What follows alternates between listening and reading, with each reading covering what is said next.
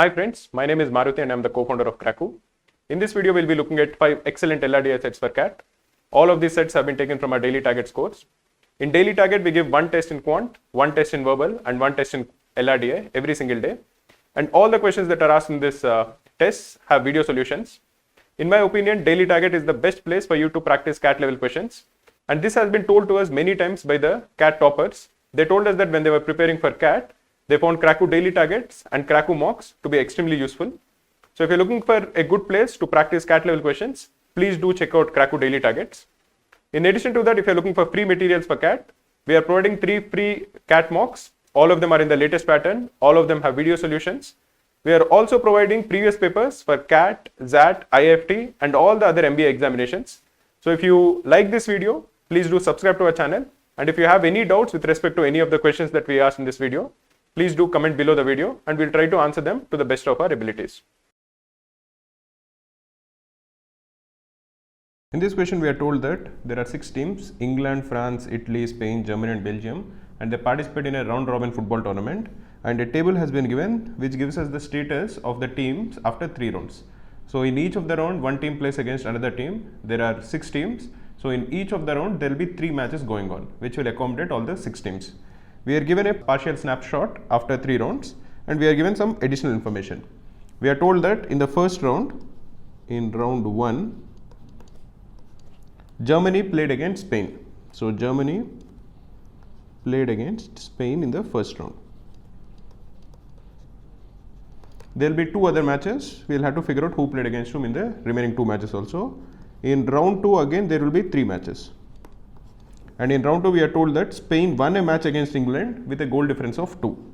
So in this case we know that Spain played a match against England and the final goal difference is of the form x plus 2 is to x. We don't know how many goals England has scored, but we know that the goal difference is 2. Again there are 2 other matches after this. Finally in round 3 we are told that England has won a match and in this match the total number of goals scored is 2. So in this case, England has won a match in the 3rd round and the total number of goals scored is 2. So this would imply that either the score is 2-0 or 1-1. If it is 1-1, the match would be a draw. So the only possibility for England to win and the total goal scored is equal to 2 is if England has won this match 2-0. This is basically the information that is given to us. In addition to it, we are also told that in any match, no team has scored more than 4 goals. So the maximum number of goals scored is 4. So, all the goals scored will be less than or equal to 4. And we are also told that the goal difference is less than or equal to 2. It was never a whitewash. No team has beaten another team by more than 2 goals. So this is basically the information that is given to us. So in order to finalize, and what we are required to do is figure out who played against who in each of the 3 rounds and what were the scores of each of the games. You will figure that out once you look at the questions that are asked. The questions that are asked, if you are looking at it, we have to figure out how many games Belgium has won, who played against France in the first round, how many goals England has to score, France won against which team, and how many goals Italy conceded in the 3rd round. Basically, we need to figure out who played against whom in all the 3 rounds and also the goal difference. So we have to fill in the entire table. So let us first try to figure out how many matches each of the team has won. Once we figure out how many matches each team has won, we will try to figure out the pairings of each of the rounds. Once we figure out the pairings of each of the rounds, let us go and figure out the individual scores of the matches. So for example, we know the points that Belgium has scored. Belgium has scored 3 points in 3 games. There are only 2 possibilities over here. Either it has drawn all the 3 games and gotten 1 point each, or it has won 1 game and it has lost 2 games. So to figure out which of the 2 cases are possible, we need to figure out its total goals for and total goals against. If you're looking at the total goals for of all the teams, it is 11 plus 9, that is 20, plus 5, 25, plus 1, 26, 26 plus 11 is 37. If you're looking at all the teams together, the total goals for will be equal to the total goals against, because whenever a goal is scored, one team gets the goal and one team would concede the goal. So if you're looking at the goals against, it is 5 plus 9 is 14, plus 7 is 21, 21 plus 11 is 32. So the total number of goals conceded by Belgium is 5, which is 37 minus 32. So now you know that Belgium has scored 4 goals and conceded 5 goals. So the first case where it has drawn all the 3 games is not possible. This would imply, if the first case was the case, it was true, then all the three matches would have the same goals for and goals against for Belgium. So its total goals for will be the same as its total goals conceded. So let us try to figure out for each of the six teams the number of matches won and lost. First we have Germany, then Spain, then England, then France, then Italy, and finally Belgium. As we have just discussed, Belgium has won one game and lost two games. We don't know in which round it has won, and it has won against whom, but we know that it has won one game and lost two games. Next, if you are looking at Italy, it has scored a total of 4 points. The only way this is possible is if it has won one game and got 3 points there, if it has drawn another game, got 1 point there, and it has lost the third game. So for Italy, there will be a draw, there will be a win, and there will be a loss. Next, let us look at France. We know that France has scored one goal, it has conceded 4 goals, and it has won one game. This would give us a lot of information. This would tell us that because France has won one game and it has scored only 1 goal in the 3 matches, in the game that it has won, France has scored 1-0. That is the only way in which it has won. And in the remaining 2 games, it has conceded a total of 4 goals but hasn't scored any goal. So its score in the remaining 2 games has to be either 2-0, 2-0 or 3-0 and 1-0 against France. Any which way, we know that France has won one game and lost both of its remaining games. Next, let us look at England. We know that England played against Spain in the first round and it has won its third round. So in the second round also it played against someone who is not either Germany or Spain. Now if you are looking at England, it has a goal difference of 2-0 in the third match. It has a goal difference of -2 in the second match. So in the first match, if you are looking at it, because its overall goals scored is 5 and goals conceded is 7, we can try to figure out what its goals were in the first match in terms of x.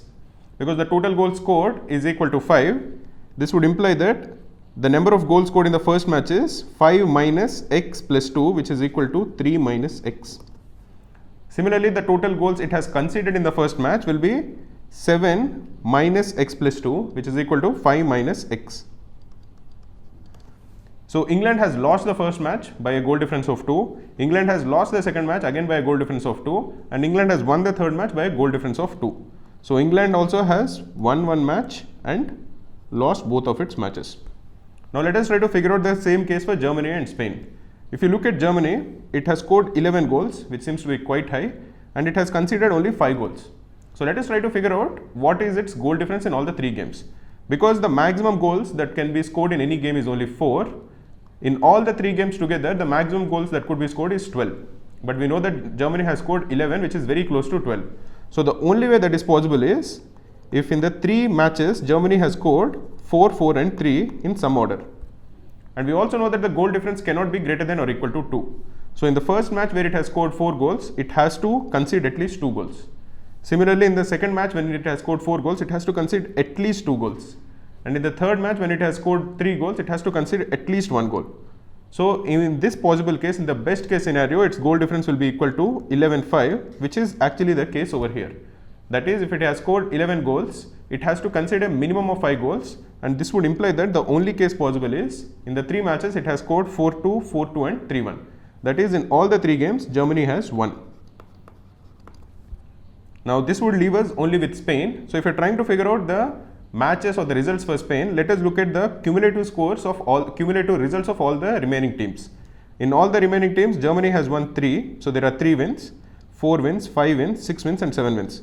So cumulatively there are 7 wins. How many losses are there? There is 1 loss, 2 loss, 3 loss, 4 loss, 5 loss, 6 loss, 7 loss. And there are 7 losses and there is 1 draw.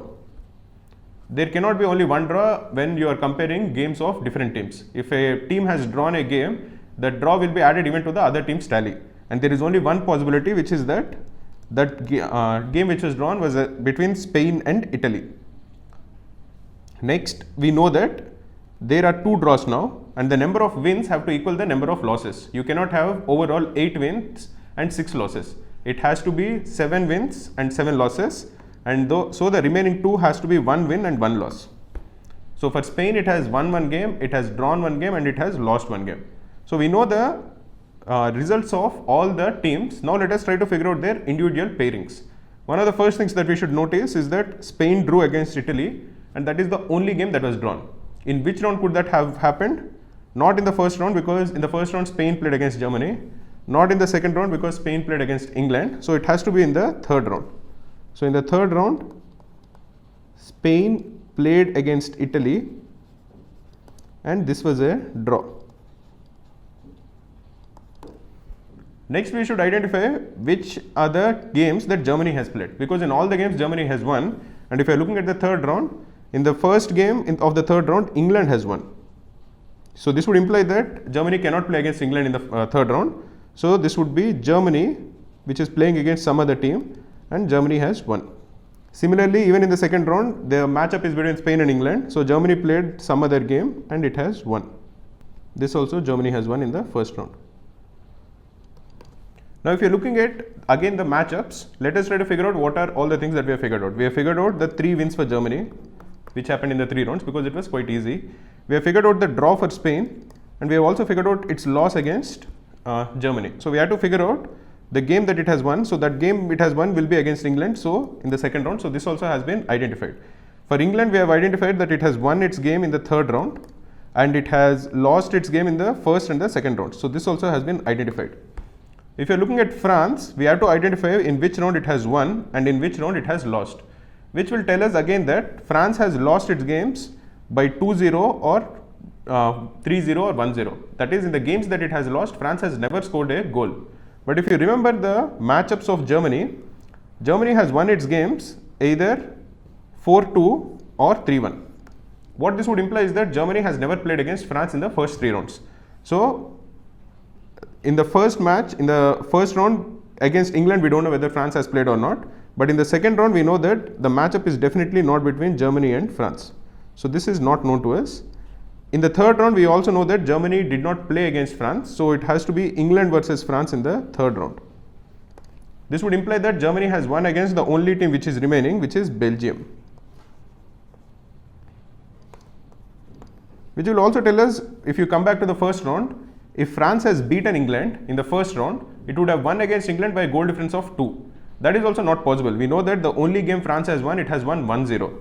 So this would imply that France did not play against England in the first round. So France played in the third match. We don't know whether it has won or not in the third match, but we know that it played individually. It didn't play against England.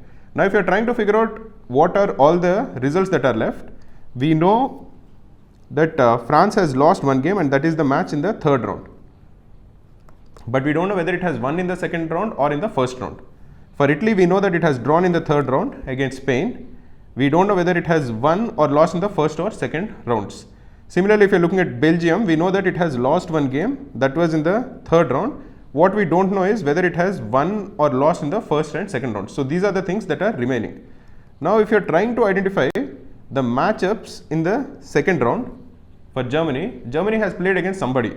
That somebody has to be either Belgium or Italy. It has to be one of the two. But Germany has already played against Belgium in the third round. This would imply that Germany played against Italy in the second round and Belgium played against France in the third round. This would also help us in identifying the matchups in the first round.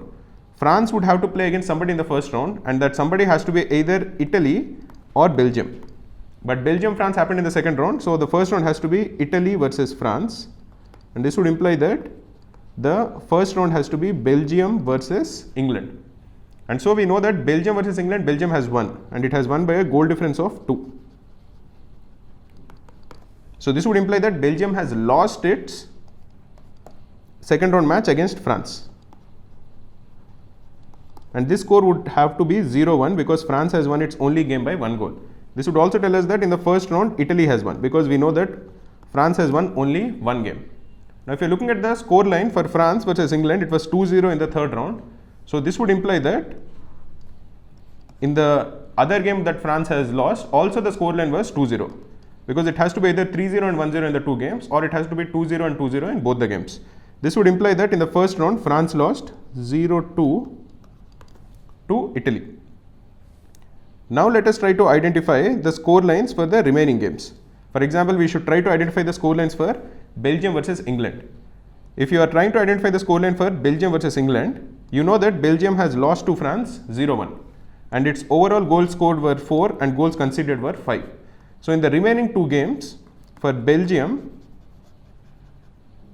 the goal scored is 4 and the goals conceded is also 4, and in which it has won one game against England in the first round and it has lost one game in the third round to Germany.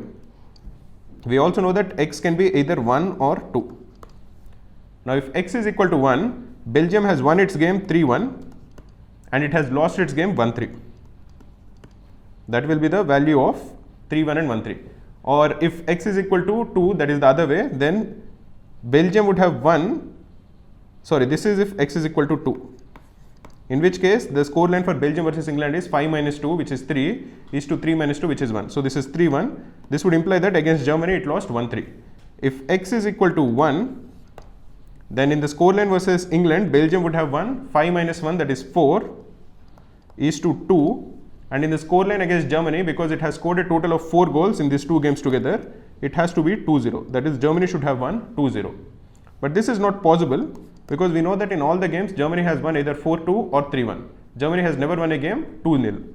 This would imply that in the scoreline of Belgium versus England, it is 3-1. This would also imply that in the scoreline of Germany versus Belgium, this also is 3-1. Therefore, Germany has won its remaining two games 4-2. So this has to be 4-2. This also has to be 4-2. And Spain versus England, because the value of X is 2, will be 4-2. Now the only game whose scoreline we have to determine is that of Spain versus Italy. We know that it is a draw. So we can look at the total goals scored and conceded by any of the two teams. Let us, for example, look at Spain. In the 3 games, it has scored 9 goals and it has conceded 9 goals.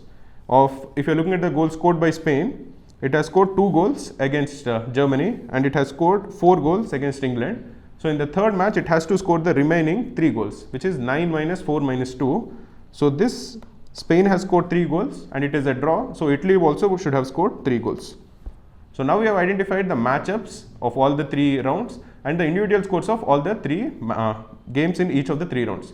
So let us go ahead and answer the questions that follow. How many games did Belgium lose by the end of 3 rounds? Belgium lost to France in the second round and Belgium lost to Germany in the third round. In the first round, Belgium beat England. So the total number of games Belgium lost is 2. Who played against France in the first round? In the first round, France played against Italy. How many goals did England score in the first round? In the first round, England played against Belgium and England lost 1-3. So the number of goals England scored is 1. France won against which team? France won against Belgium in the second round. How many goals did Italy concede in the third round? In the third round, the game between Spain and Italy ended 3-3. So the number of goals Italy conceded in the third round is 3. In this question, we are given some information. We are told that there are 4 friends, Arjun, Ben, Charan and David. For ease, let us call them A, B, C, D. And they have a bag which contains 5 different fruits. The fruits are apple, orange, banana, guava and mango. The cost of each of these fruits is also given. It is ₹1 for apple, ₹2 for orange, ₹3 for banana, ₹4 for guava and ₹5 for mango. We are told that each of these 4 friends plays a round where they pick a fruit and then put it back, and whatever is the value of the fruit is earned by each of the friends. We have been given some clues. Essentially what we are required to calculate is in each of the 4 rounds how much money did the 4 friends earn. So let us draw a table. The table will have some rows and columns. So it will be something like this.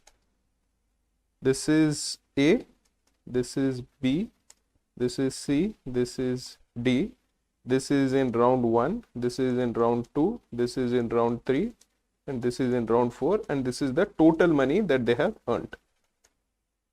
And this will be the total money that is earned in each of the round. In this kind of a question, let us first go through all the clues. If there is any direct information, we will put it in the table. If there is any relationships also, we'll note it down and we'll continue to reiterate till we solve the entire table.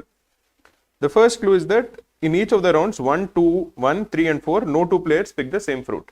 That is, all the entries in round 1 are unique, round 3 are unique and round 4 are also unique. The entries in round 2 might not be unique. The maximum money earned by any one of A, B or C is 12 in all the 3 rounds put together, in all the 4 rounds put together. That is, for A, B and C, the max is 12. One of the 5 fruits contributed rupees 20 in all the rounds together. So this rupees 20 can be contributed only by orange or guava or mango, because you want it to be a factor of 20. What is the total number of entries in this table?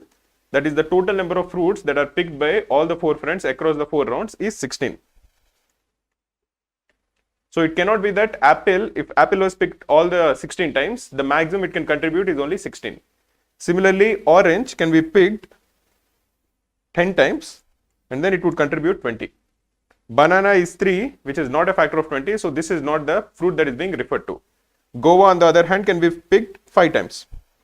Then also it is going to contribute 20. Or mango can be picked 4 times. Even then the total contribution can be 20. The total money with Arjun and Ben was equal at the end of the game. So if the total of Arjun is X, the total of Ben is also equal to X. The maximum money was earned in round 3. In round 3, the maximum money was earned. Each fruit was picked by at least one person and each fruit was picked a different number of times. We have 5 fruits. We are told that the number of times the fruit was picked is unique.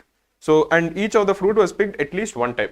In this kind of a scenario, what is the smallest sum of 5 distinct natural numbers? The smallest sum of 5 distinct natural numbers will be if the 5 distinct natural numbers are 1, 2, 3, 4 and 5. And this will total up to 15. But you want the total to be equal to 16. So you have to add 1 to one of these numbers and you still want all of them to be distinct. If you add 1 to 1, the set of 5 numbers will be 2, 2, 3, 4 and 5. And even though they total up to 16, 2 and 2 are repeated 2 times. Essentially the number 2 is repeated twice. So the only way in which you can have 5 distinct natural numbers which total up to 16 is if the 5 distinct natural numbers are 1, 2, 3, 4 and 6. Essentially that extra 1 was added at the end to 5. Now again, you don't know which fruit was picked how many times, but you know that the 5 fruits were picked either 1 time or 2 times or 3 times or 4 times or 6 times. This will give us an important clue because now you can cancel the possibility where orange was picked 10 times because the maximum it was picked, any fruit was picked is only 6 times. You can also cross out the case where guava was picked 5 times because no fruit was picked 5 times. So the only possibility is that mango was picked 4 times. So the number of times mango was picked is 4. So at least one fruit we have been able to identify the number of times it was picked. Let us look at the next clue. Orange was picked more number of times than mango. We already have figured out that mango was picked 4 times. So orange has to be picked 6 times. So we figured out for 2 of the fruits the number of times they were picked. The sum of the money earned by Arjun in round 1 and David in round 4, that is the sum of these 2 numbers, is equal to 5. Both the numbers are natural numbers. So each one of them will be at least equal to 1. So the different cases possible are that the 2 numbers are either 1 and 4 or 2 and 3 in some order. It can't happen that one of the numbers is 0 and 5. So it has to be either 1 plus 4 or 2 plus 3 in some order. We'll try to figure it out later. Arjun picked mango in round 3. So the money earned by Arjun in round 3 is 5. None of Arjun, Ben and Charan picked the same fruit in 2 rounds. That is, the first row, all the elements are unique. In the second row, all the elements are unique. And in the third row also, all the elements are unique. This is the information that is given to us. And we have to try to go ahead and figure it out. One of the things that you should notice is that in the last clue, when you are told that the sum of the elements in the first, second and third rows are unique. And they are 4 out of the 5 numbers, 1, 2, 3, 4 and 5. Suppose you add up all the 5 numbers, the sum will come to equal 15. But you have to pick 4 out of these 5 numbers. So essentially you have to subtract one number from 15 and then you will get the total money earned by Arjun, Ben and Charan. You also know that the maximum that any one of the three has earned is 12. So if you're looking at Arjun, and if you're looking at Ben, and if you're looking at Charan, if they pick all the 5 fruits, the total would have been 15, but they did not pick one of the fruits. If the one fruit that they did not pick is say apple, the total they would have earned would be 15 minus 1, which is 14. But that is not the case, because you know that he has earned less than or equal to 12. Similarly, if the one fruit that they did not pick is orange, the total would have been 13, which is also greater than 12. So that is also not the case. What this would imply is that Arjun has definitely picked the fruits which cost 1 and 2. Same is the case with Ben, and same is the case with Charan.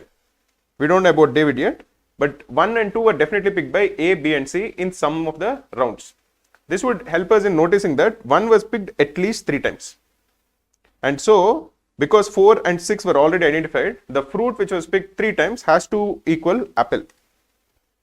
Now there are 2 fruits left. There is banana and there is guava, and one of them was picked once and one of them was picked 2 times. We'll try to figure it out later. But you know that the 2 fruits picked by A, B and C are at least 1 and 2. You also know that all the fruits picked by A, B and C are unique. So each one of them can pick the fruit which costs 2 rupees exactly once. But the total number of times orange was picked is 6 times. This would imply that D has to pick orange exactly equal to 3 times. What this would also help us in noticing is that we have figured out the rounds in which apple was picked. All the 3 times we have figured out who has picked. We haven't figured out the round, but we know which of the 4 people have picked apple. Apple was picked exactly once by A, B and C. We have also identified who has picked orange how many times. It was picked exactly once by A, B and C, and it was picked 3 times by David. Now the last one that you can identify is that of mango. If you're looking at mango, the total number of times it was picked is equal to 4. But you know that because A, B and C picked unique fruits in each of the rounds, the maximum number of times A can pick is 1, B can pick is 1 and C can pick is 1. And you already know that David has picked orange 3 times. So he can pick mango only once. And if you add up all the maximum cases, it is coming to equal 4. What this would imply is that each one of them has to pick mango exactly once. Now we have identified all the fruits that were picked by David. We have identified 3 fruits picked by A, B and C. We have to figure out the one fruit that is not picked by A, B and C. The one fruit that was picked by A, B and C. This is the one that is remaining. Once we figure it out, then we'll go ahead and try to fill in the table, because we have some more clues with respect to the uniqueness of some rows and uniqueness of some columns. But how do we identify what is the remaining fruit that was picked by A, B and C? One more clue that you should remember is that the sum of the money earned by A in the first round and D in the last round is equal to 5.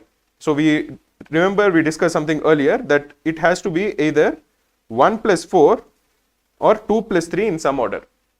But David has only earned either 2 or 5 in each of the rounds. He has not earned 1 or 4 or 3.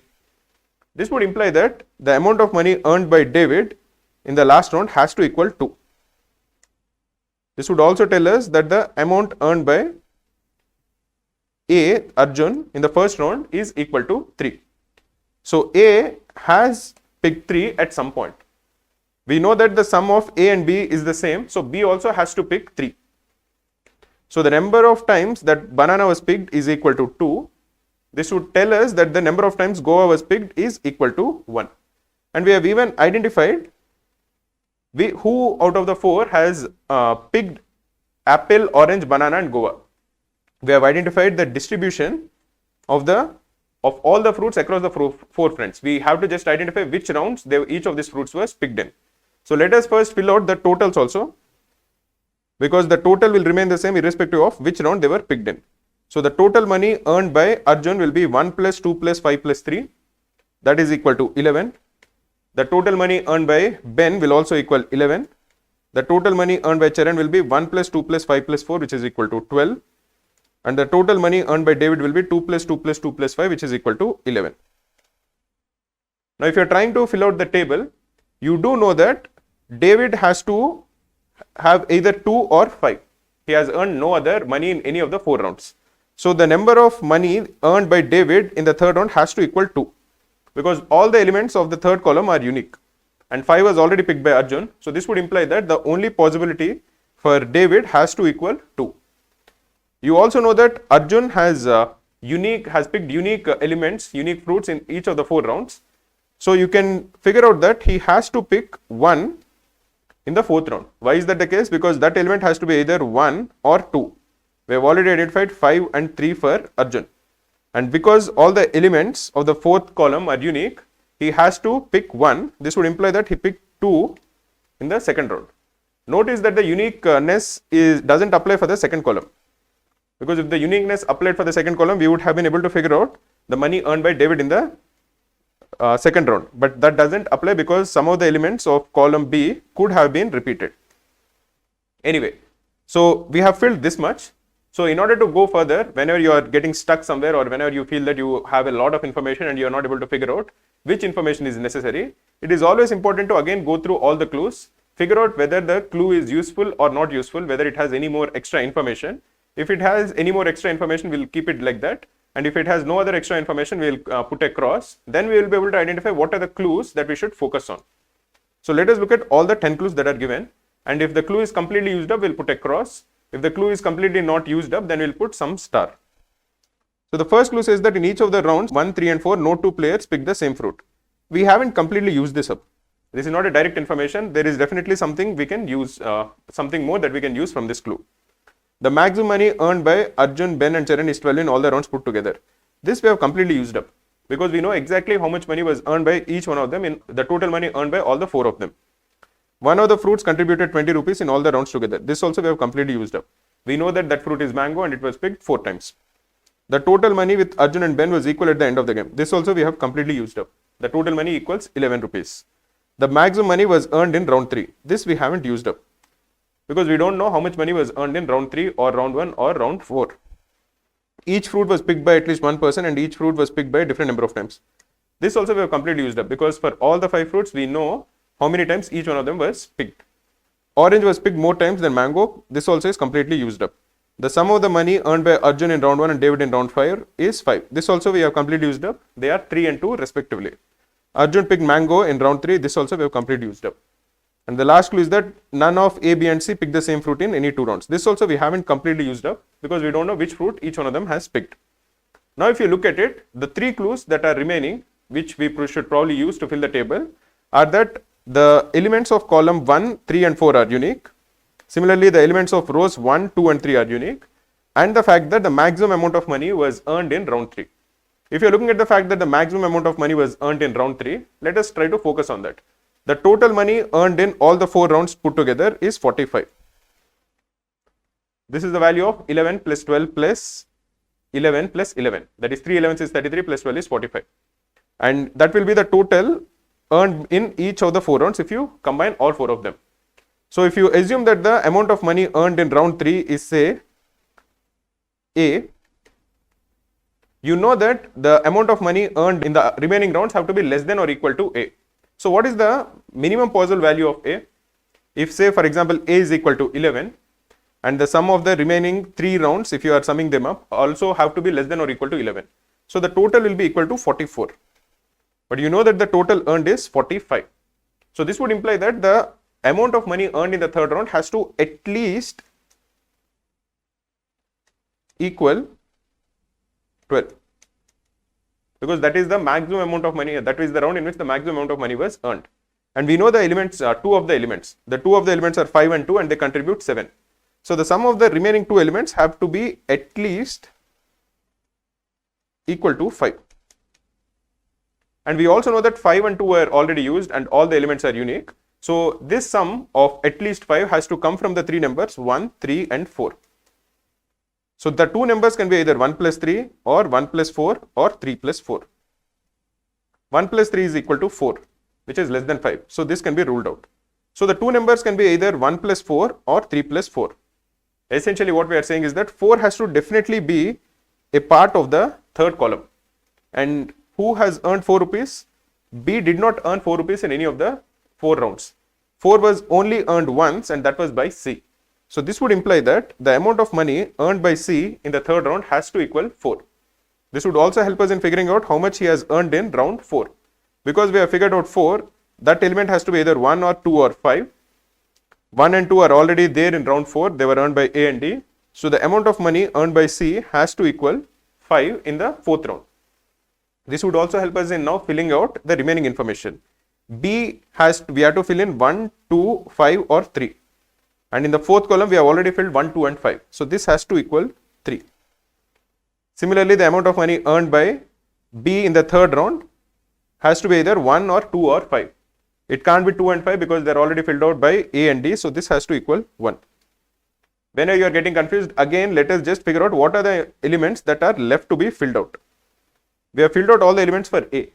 For B, we have to fill out 2 and 5 in the first and second round in some order. For C, we have to fill out 1 and 2 in the first and second rounds in some order. And for D, we have to fill out 2 and 5 in the first and second rounds in some order.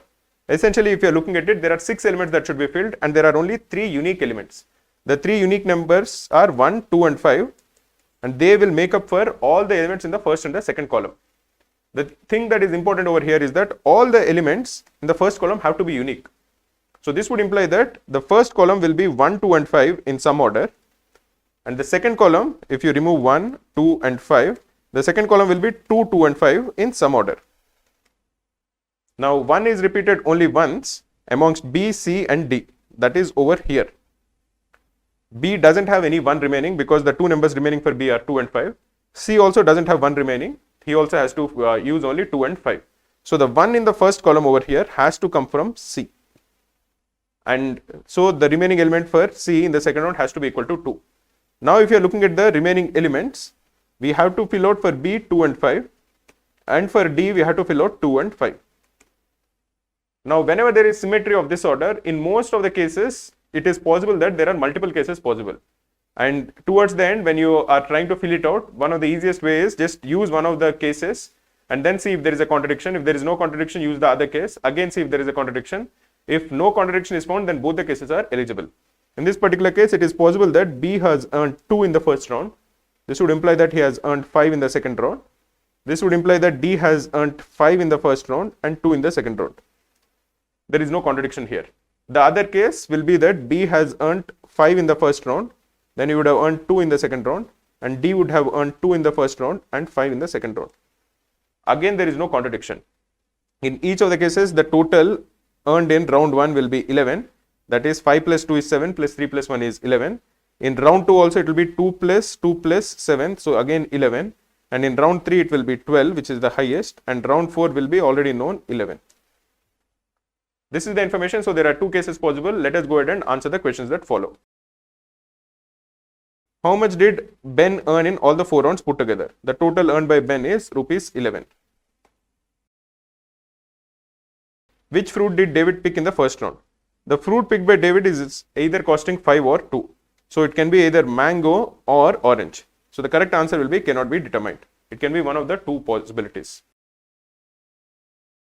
How many times was banana picked? Banana was picked exactly 2 times. Which fruit did Charan pick in round 2? The fruit picked by Charan in round 2 cost 2 rupees. So that has to equal orange. In this question, we are told that there are 7 friends, P, Q, R, S, T, U and V, and they are studying in an MBA college. They have taken electives and each friend has a certain number of electives common with the other friends. We have been given some information and we are required to find out how many electives each of the pairs of friends have in common. So to do that, we have been given some clues, but let us also draw a table. The table will have rows and columns and any particular cell with a particular row and column will help us in identifying what are the number of electives common between the 2 friends. So to do that, let us draw a table. The table will have 7 rows and 7 columns. It will look something like this. This is P, Q, R, S, T, U and V. Similarly, columns also will be P, Q, R, S, T, U and V. We are only looking for the top diagonal, so we can cancel out all the entries which are in the bottom diagonal.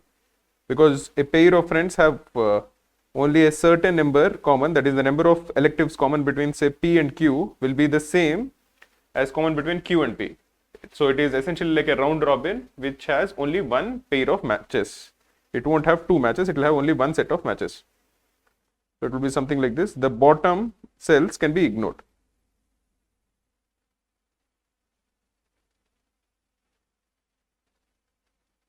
we have been given some more information. We are told that each of Q, R, S, T and V, so you have Q, R, S, T and V, they have two electives common with one friend. So each of them will have a 2 and 3 electives common with 2 friends. So there will be 2 3s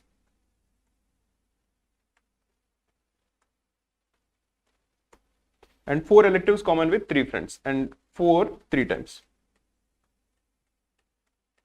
If for some reason we are able to identify that the number of electives common between Q and R, just as an example, is say 4, then we'll strike out 4 from Q's entries and 4 from R's entries. Then we can focus only on the entries which are remaining. So for 5 of the friends, we know the exact distribution of the numbers. So for example, if you are looking at P, we have to identify 6 entries, 1, 2, 3, 4, 5 and 6. For all the remaining 5 friends, other than P and U, we have been given the distribution of the numbers. We don't know which number goes into which cell, but we know that Q will have 1 2, 2 3s and 3 4s. We are also told that U has the same number of electives with V, P and Q. So for U, we don't know the distribution of the numbers, but we know that the number of entries, the number of electives with V, P and Q for U is the same. We also have been given some additional information. We have been given for P, 2 electives are common with 2 friends, so he'll have 2 2s. 3 electives are common with 2 other friends, so he'll have 2 3s. And 4 electives common with the remaining 2 friends. So P's entries will be 2 2, 3 3 and 4 4 in some order. Now we have been given the exact information. We have been told that S has 4 electives common with R, V and P. So S and R has to be 4. So S and R over here is 4. Once we fill this up, just for better understanding, let us cross out 4 from S and we'll also cross out 4 from R. This will help us in identifying exactly what is the information that is known and what is the information that is remaining to be calculated. Similarly, for S and V also is 4. So S and V will be somewhere over here. This also is 4. So again we'll cross another 4 for S and we'll cross 1 4 for V. S and P also is 4. So this again is 4. So we'll cross another 4 for S and we'll cross 1 4 for P. V has 3 electives common with Q. So V and Q has to be 3. So we'll cross 1 3 from V and we'll cross 1 3 from Q. And 4 electives common with R. So V and R has to be 4. So this is 4. We'll cross 1 4 from V and 1 4 from R. T has 2 electives common with P. So T and P has to be 2 over here. We'll cross 1 2 for T and we'll cross 1 2 for P. And 3 electives common with S. So T and S has to be 3. T and S has to be 3. So this is 3 over here. So we cross 1 3 for S and we cross 1 3 for T. The number of electives V has in common with P is 1 less than what he has in common with U. So if you assume that V and P is A, then V and U has to be A plus 1. Remember what information we know about U. We know that the number of electives U has in common with V, that is A plus 1, is the same as the number of electives he has in common with P and Q. So this also will become A plus 1 and this also will become A plus 1. We don't know the value of A yet. This is the information that we have. So how are we going to proceed further? One of the first things that you should identify is that if we can figure out the value of A, we'll know 4 entries. And using those 4 entries, we can cross out a lot of information and we'll be in a better position to solve the table. So let us first focus on solving the value of A. A is the number of electives common between V and P. So if you are focusing on V, he has 2, 3 and 4 remaining. So out of 2, 3 and 4, V has both A as well as A plus 1.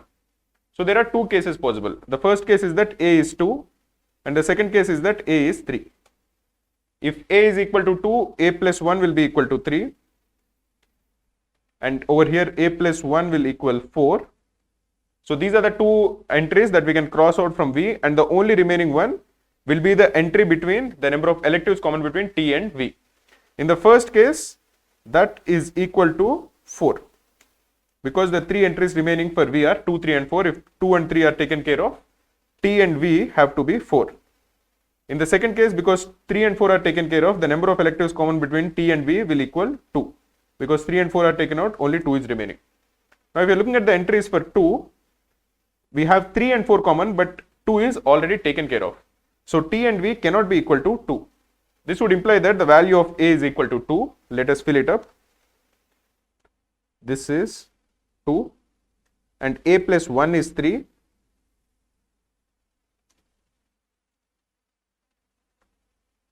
And over here also is 3. And the number of electives common between T and V is equal to 4.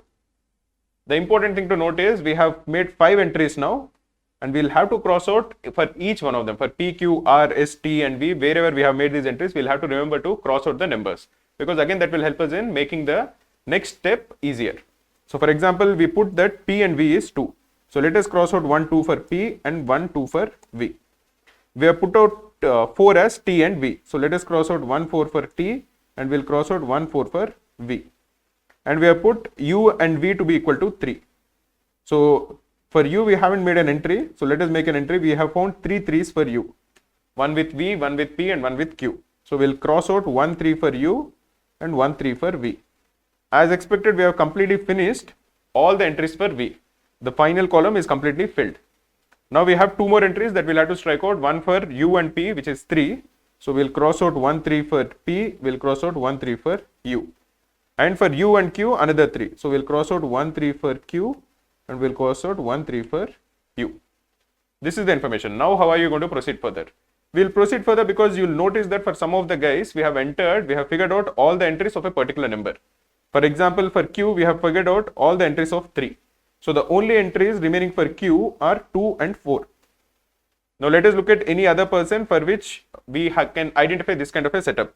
For example, for R, the only entries remaining are 2 and 3.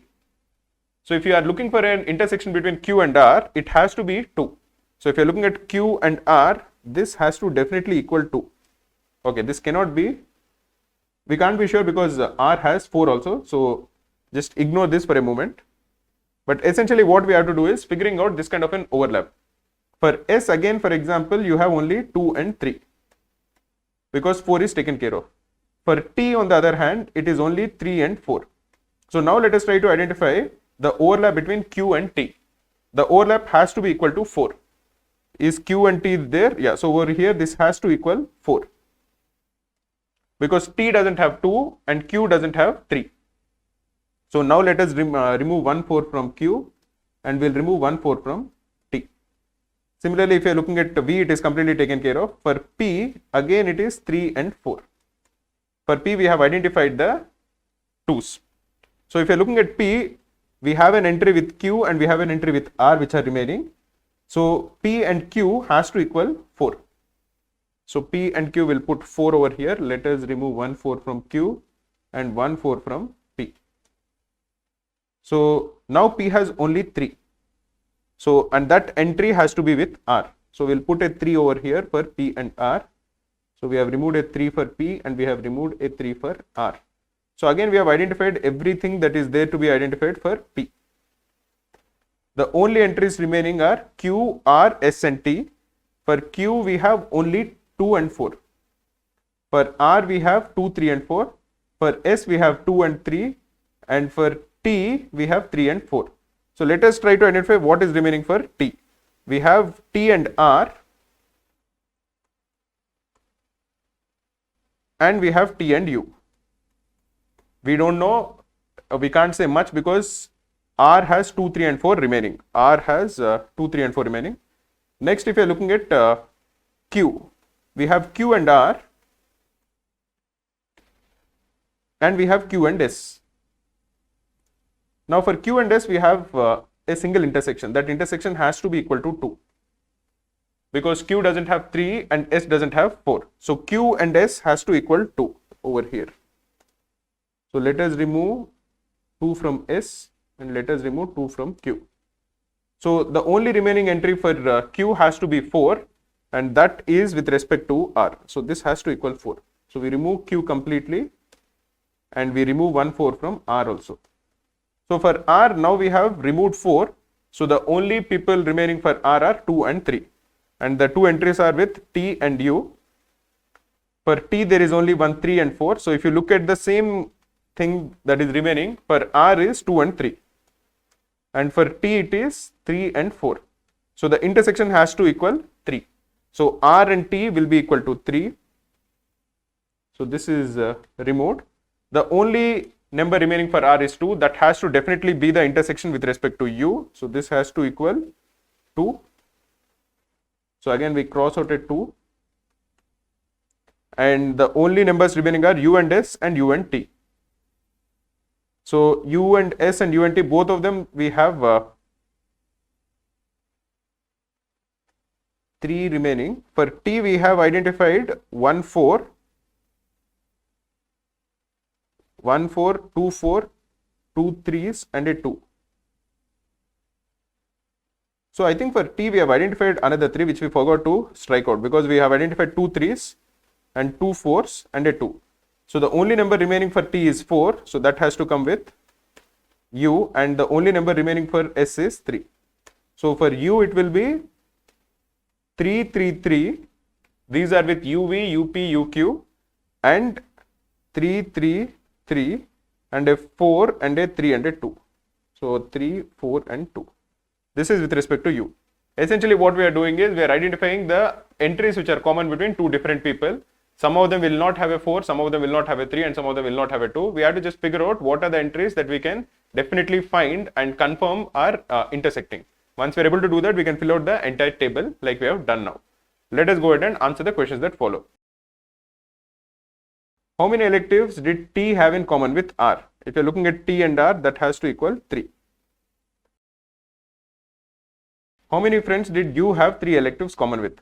U has 1, 2, 3 and 4. 4 times he has 3 over here also. So the correct answer is 4 friends. How many friends can the exact number of electives R has common with can be uniquely determined? For the entire table, we have been able to determine the number of electives which are common between any two pairs of friends. So the correct answer will be 6. Which of the following statements is definitely not true as per the question? So we have 4 statements. Let us figure out which of the 4 statements are true and which of them is false. R has 3 electives common with U. With U and R, the number of electives common is 2. So this is false. Q has more electives with T than S. What is Q and T? Q and T is 4 and Q and S is 2. So this is true. P and U have 3 electives in common. P and U have 3 electives in common. This also is true. None of this. So the only statement which is false is option A. This is the correct answer. In this question, we are told that there are a total of 400 people who live in a society and they belong to 4 different educational backgrounds. All of them are have studied intermediate. Some of the guys who have studied intermediate have studied graduation, and some of the graduates have studied post-graduation, and some of the post-graduates have studied doctorates. So these are essentially the 4 types of educational categories. We have people who are only intermediate, we have people who are only graduates, we have people who are only postgraduates, and we have people who are only doctorates. Note that everybody who is a doctorate is also a postgraduate, is also a graduate, and has also studied intermediate. Similarly, people who have studied post-graduation have also studied graduation and have also studied intermediate. And same is the case for all graduates. All graduates have also completed their intermediate. We are told that the ratio of the number of people who are at least graduates to the number of people who are at least postgraduates is 7:3. So if you imply that, if you assume that the number of people who have studied graduation is say 7x, the number of people who have studied post-graduation is 3x. This would imply that the number of people who have studied only graduation, that is the number of people who are graduates but not postgraduates, is equal to 4x.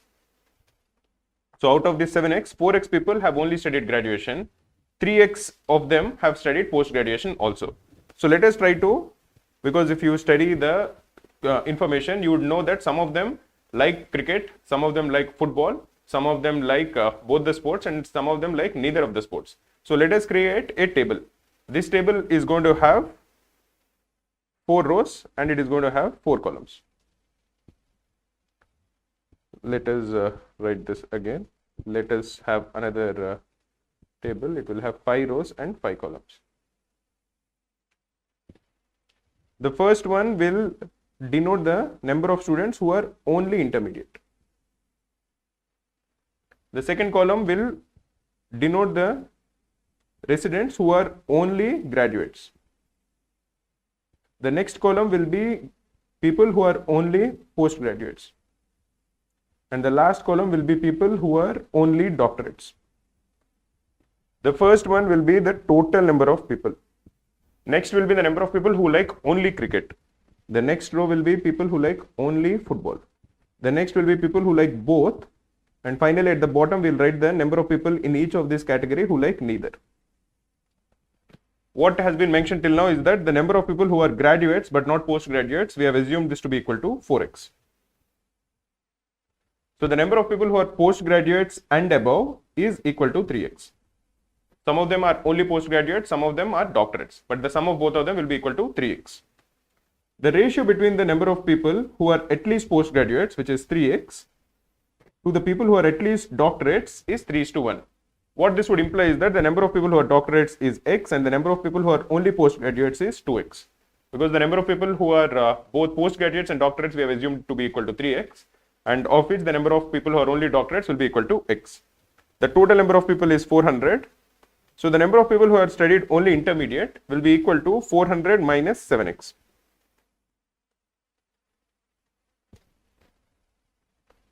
$180 people in the society like cricket. The total number of people who like cricket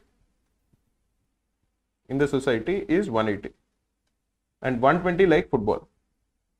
And there are, football is liked by 120 people. Among the people who are doctorates, 10 people don't like any game. So amongst the people who are only doctorates, 10 of them like neither of the two games, cricket or football. Similarly, 1/4 of those who are only graduates don't like any game. The number of people who are only graduates we have assumed to be equal to 4x. So out of them, x people like neither of the two games. 1/4 of those who are postgraduates but not doctorates don't like any game. That is 2x, and 1/4 of 2x is x by 2.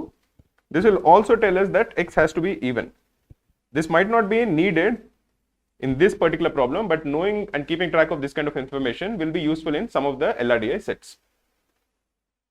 In each of the above three categories, that is only graduates, postgraduates who are not doctorates, and only doctorates, the number of people who like only football and the number of people who like only cricket is equal. So if you assume that the number of people in intermediate, okay, this is only in the three categories, not in only intermediate. We are only looking at only graduates, only postgraduates, and only doctorates. If you assume that the number of people who like only cricket amongst only graduates is A, the number of people who like only football will also be equal to A. Similarly, these two will be the same and these two will also be the same. So the number of people who are only postgraduates and like only cricket is same as the number of people who are only postgraduates and like only football. And same is the case for only doctorates.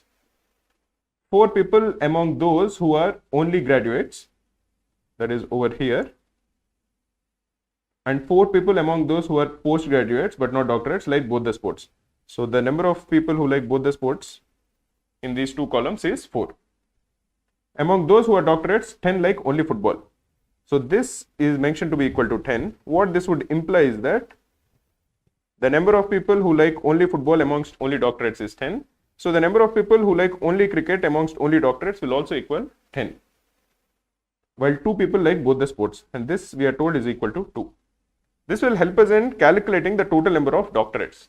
That is equal to 10 plus 10 plus 2 plus 10, which is equal to 32. This would imply that the value of x has to equal 32. So if x is equal to 32, we can fill most of the other details. So this is 32. The number of people who are only postgraduates is 2x. So this is equal to 64. The number of people who are only graduates is equal to 4x. So that is equal to 128. The number of people who are only intermediates is 400 minus 7x. So that is 400 minus what is 7 times 32, that is equal to 224. So this will equal 400 minus 224, which is equal to 176. That is the number of people who are only intermediates. This is 176. 4 people who like both the games are only intermediates. So 4 people who like both the games over here is equal to 4. This is the information we have. Using this, we should be able to fill out most of the other details. For example, the number of people who are only graduates and like neither of the games is given to be equal to x. So this is equal to 32. Similarly, the number of people who are only postgraduates and like neither of the games is given to be 2x by 2. So this is equal to 16. Using this information, we can calculate the value of A and B. How are we able to calculate the value of A and B? Because amongst only graduates, 128 has to equal the sum of all the 4 categories, that is A plus 4 plus 32. Or the value of A will equal 128 minus 32 is 96, minus 4 is 92, divided by 2 is equal to 46. So these two cells we will have to fill 46. Similarly, we can fill the value of B also. 64 has to equal B plus 4 plus 16. This is 20, so this has to equal 44. 2B has to equal 44. So the value of B has to equal 22. This is 22 and this is 22.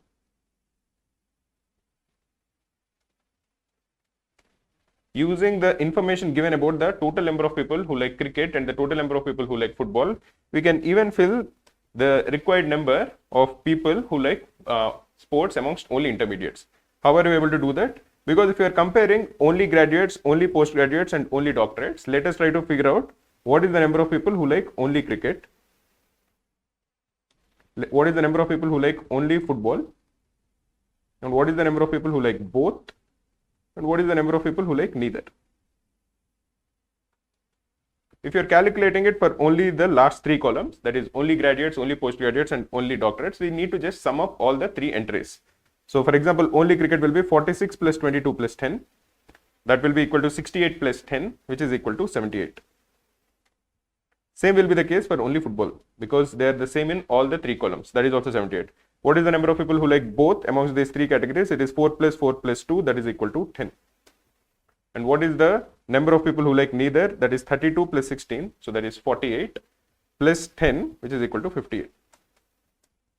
To this, you add the number of people who like these sports but who have studied only intermediate. Then you are going to get the total. Amongst intermediates, we only know the number of people who like both the sports, that is equal to 4. So the total number of people amongst the 400 residents who like both the sports is 14. So now remember the Venn diagram that we have drawn earlier about the number of people who like cricket and football. We are told that the number of people who like cricket is 180 and the number of people who like football is 120. Now we know that the number of people who like both the sports is 14. This is the information that is given earlier. The number of people who like cricket is 180 and the number of people who like football is 120. So now we can figure out the number of people who like only cricket amongst the entire society. That will equal 180 minus 14, which is equal to 166. And the number of people who like only football is equal to 120 minus 14. What is the value of 120 minus 14? That is equal to 106. So over here, we know that the number of people who like only cricket is 166. The number of people who like only football is 106. So using this, we can calculate the number of people in intermediate who like only cricket. That will equal 166 minus 78. That is equal to 88. So over here, we need to have 88. And the number of people who like only football will be 106 minus 78. So that is equal to 28. So over here, this will be equal to 28. And how are you going to get the number of people who are only intermediate, who like neither of the 2 sports? That can be calculated because we can subtract from 176, 88 plus 28 plus 4. What is the value of 88 plus 28? This is equal to 116 plus 4 is 120. So from 176, if you subtract 120, you are going to get 56. This is the number of people who have studied only intermediate and like neither of the 2 sports. Now that we filled all the categories, let us go ahead and answer the questions that follow. How many people amongst the doctorates don't like cricket? So amongst the doctorates, what is the number of total number of people? That is equal to 32. Out of which the number of people who actually like cricket, you have to subtract. That will be the number of people who like only cricket, that is 10, plus the number of people who like both the sports, that is equal to 2.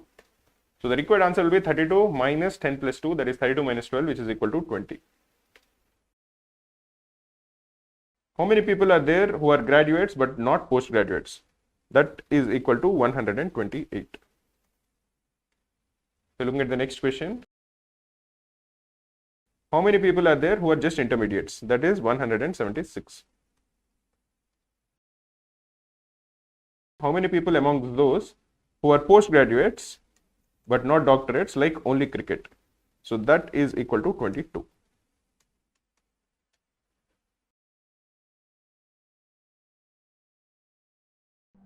In this question, we have to discuss about Boom Beach. This is an epic strategy game.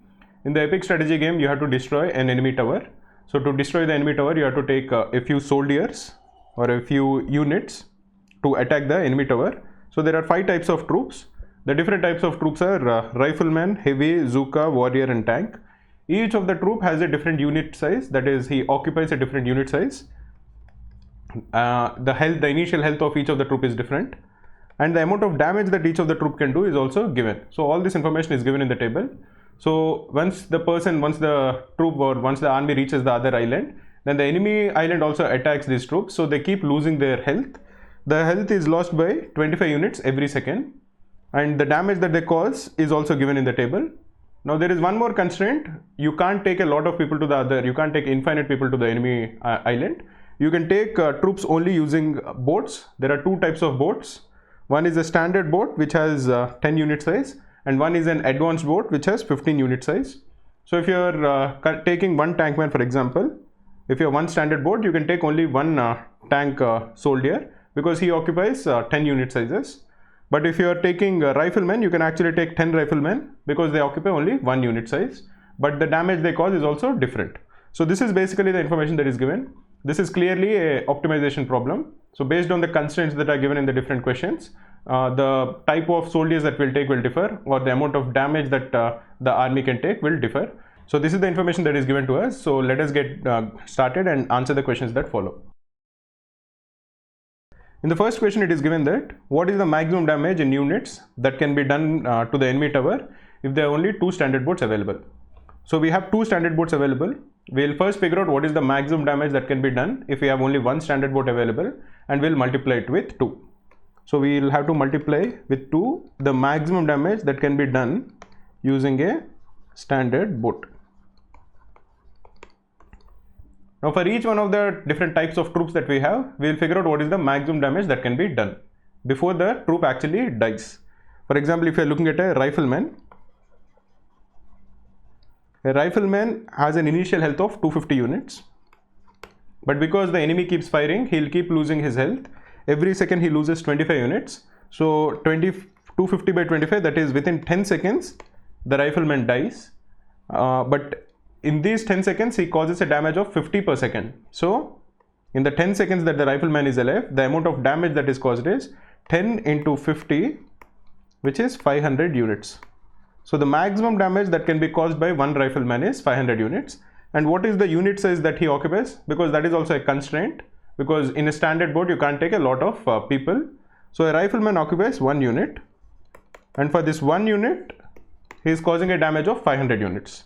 Similarly, if you're looking at heavy, the initial health is 1200 units, but every second they lose 25 units. So every second the amount of loss is 25 units. So the number of seconds that a heavy is actually alive is 1200 by 25. This is 48 seconds. And in each second they are causing 100 units of damage. So this is 48 into 100. This is 4800 is the damage that they do. Now what is the unit size occupied by heavy? It is 4 units. If you are looking at the next one, which is Zooka, Zooka occupies 2 units. The initial health is 100. Every second they lose 25 units. So they are alive for 4 seconds. And in each of the second they are causing a damage of 200. So the total damage that they cause is 800 units. For warrior, they occupy 3 units, and their initial health is 500, divided by 25 is 20 seconds. into 200 into 150, sorry. So the amount of damage that they cause is 150 into 20, so that is 3000 units. Finally, the tank occupies 10 units and it has an initial health of 1500 divided by 25, so 60 seconds. In 60 seconds the tank will be extinguished, and in each of the 60 seconds it causes a damage of 200 units. So a tank causes an overall damage of 12,000 units. Now which of these should be taken in one standard board, because each of them is occupying different units. So if you are looking at it, let us calculate the total damage caused per unit space occupied, and whoever is causing more damage with lesser unit space is the person or is the type of troop that should be taken to the other side. If you are looking at the rifleman, the total damage caused is 500 units in one unit, so the damage caused per unit is 500 for a rifleman. For heavy, the total damage caused is 4800 and it takes 4 units, so this is going to be 1200 units damaged per unit space that is occupied. For Zooka, the total damage is 800 units and they occupy 2 units, so every unit area that a Zooka occupies, it is causing a damage of 400. Similarly for Warrior, it is 3000 and 3 units, so this is 1000. For tank, it is 12,000 divided by 10, so again this is 1200. So the maximum damage per unit space occupied is caused by a tank and heavy. So if you want to maximize the damage that has been caused, you should take either a tank or heavy. But if you really think about it, you can't take heavy because the heavy occupies 4 units and the total size of a standard boat is 10 units. So 2 heavies will occupy 8 units and then there is a gap of 2 units which will essentially be wasted, or probably you will take either a Zooka or a rifleman. Because the rifleman has more damage per unit space, probably you will take 2 heavies and 2 riflemen. Essentially you can't take 2.5 heavy. So in each standard board you are taking 1 tank. So in one standard board the damage caused is 12,000 units. Because you have 2 standard boards, the total damage, the total maximum damage that can be inflicted is 24,000. Now let us look at the next question. A user has 1 advanced, so 1 advanced, so this is 15 units of space, and 1 standard board,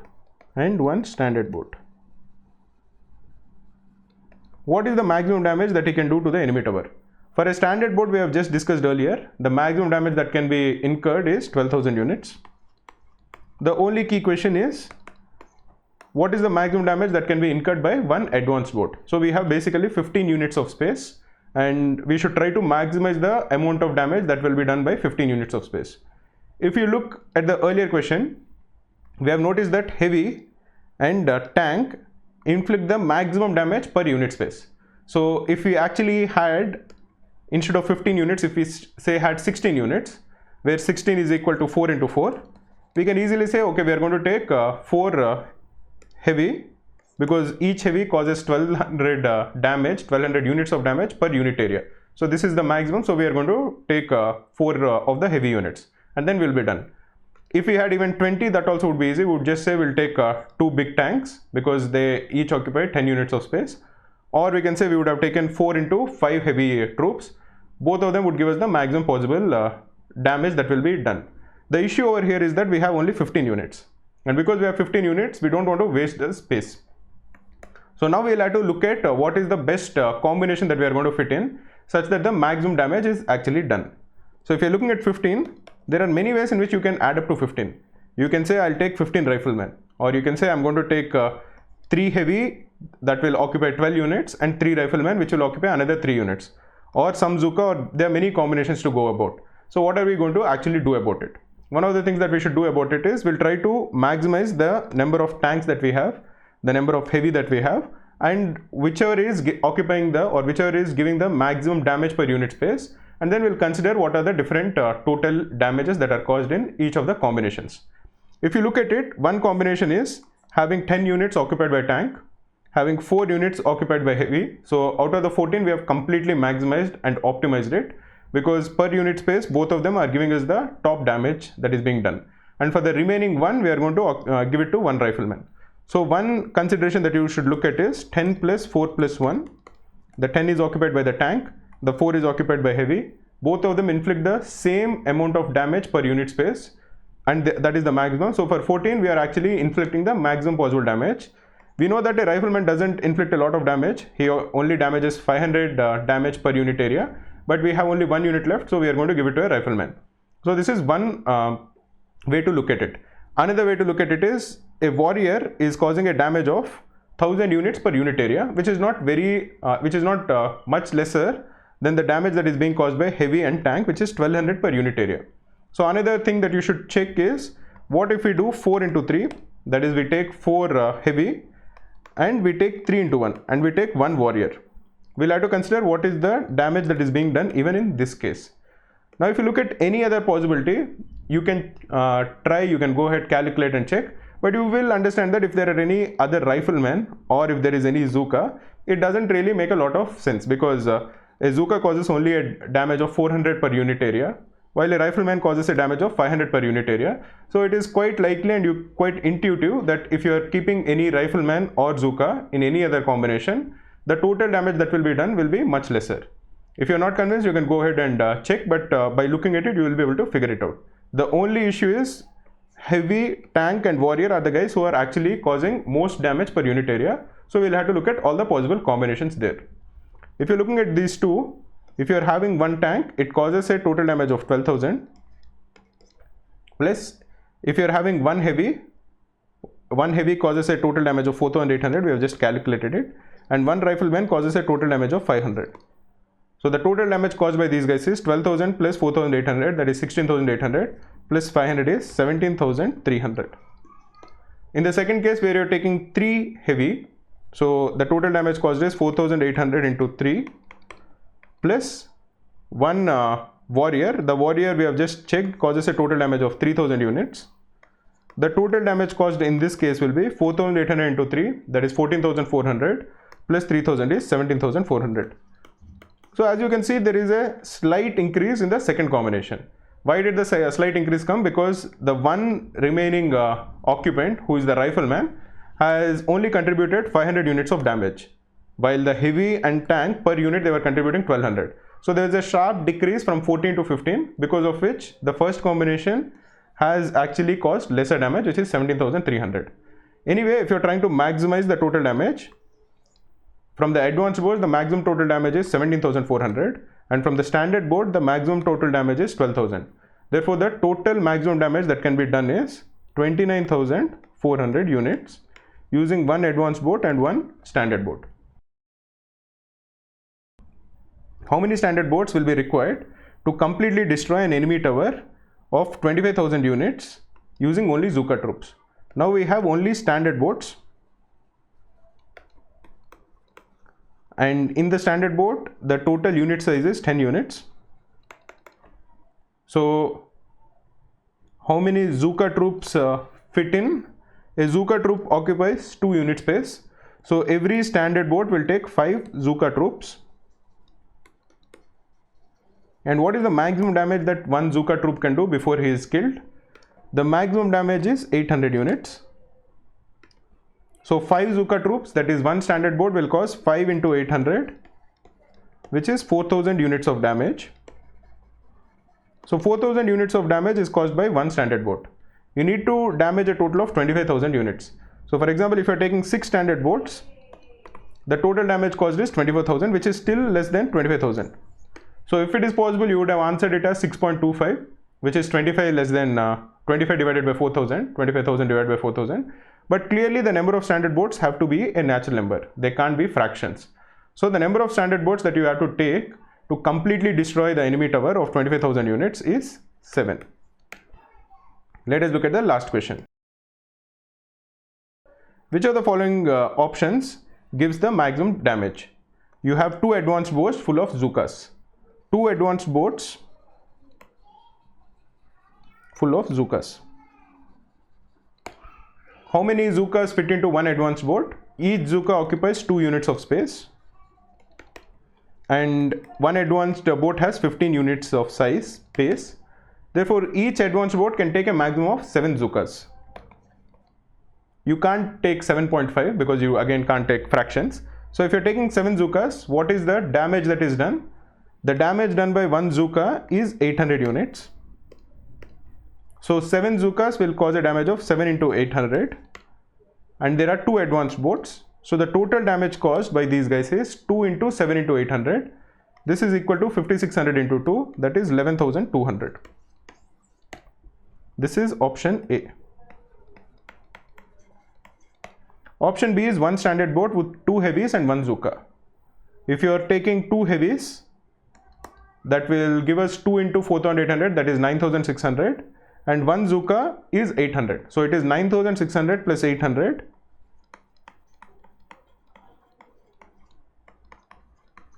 So 9,600 plus 800 is 10,400. This is the total damage that is caused. In option C, again you have 1 standard boat in which you have 3 warriors and 1 rifleman. What is the damage caused by a warrior? A warrior causes 3,000 units. So this is 3 into 3,000. And the rifleman occupies 1 unit of space and he causes a damage of 500. So this is equal to 9,500. And finally you have 2 standard boats full of riflemen. So you have 2 into how many riflemen fit into a boat? You have 10 riflemen. Into each rifleman causes how much damage? He causes 500 units of damage. So this is equal to 10,000. Out of the 4 of them, the maximum damage is done by the first option, which is 2 advanced boats full of Zookas.